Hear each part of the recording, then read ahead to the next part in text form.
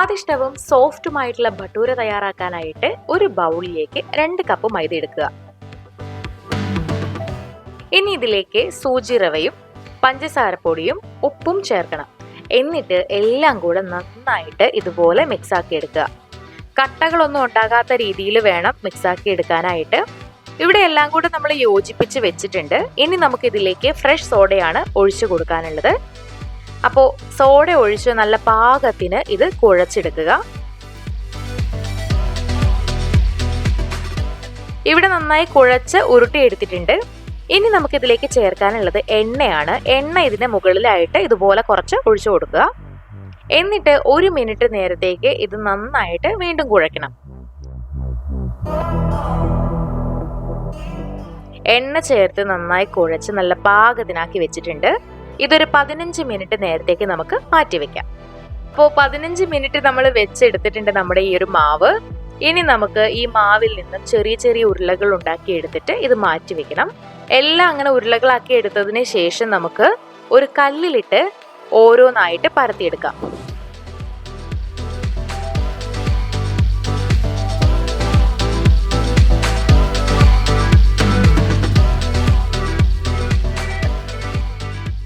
അപ്പോൾ ഇതുപോലെ നമ്മൾ പരത്തി എടുത്തിട്ടുണ്ട് എല്ലാം തന്നെ. ഇനി നമുക്ക് ഒരു പാൻ എടുത്ത് അതിൽ എണ്ണ ഒഴിച്ച് ചൂടാക്കാം.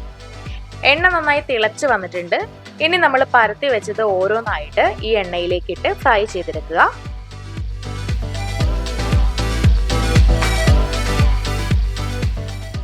രണ്ട് വശവും മറിച്ചിട്ട് ഫ്രൈ ചെയ്തെടുക്കണം.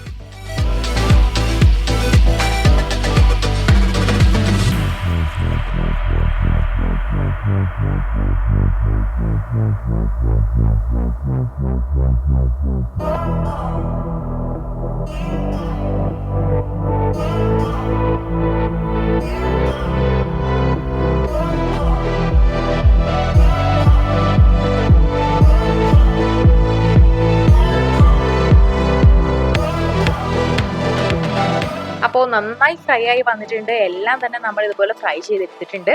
നമ്മുടെ സ്വാദിഷ്ടമായിട്ടുള്ള ഭട്ടൂര ഇവിടെ എളുപ്പത്തിൽ തയ്യാറായിട്ടുണ്ട്. നമുക്ക് ഇഷ്ടമുള്ള കറിയോടൊപ്പം ഇത് കഴിക്കാവുന്നതാണ്.